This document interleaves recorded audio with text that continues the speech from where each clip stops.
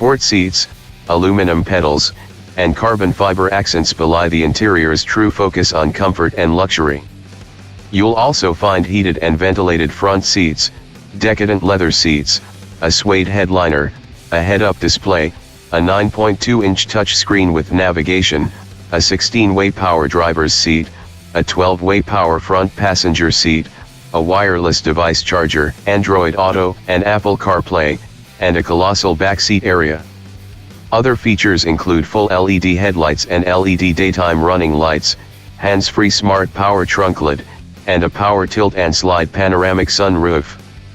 Among its safety goodies are automatic emergency braking with pedestrian detection, adaptive cruise control with start/stop capability, lane keep assist, front and rear parking sensors, rain-sensing windshield wipers, and an auto-defogger windshield.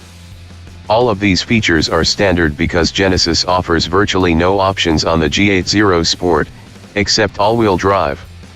At $56,225, the Genesis G80 goes further for the dollar than comparable BMW, Lexus, Audi, and, particularly, Mercedes models.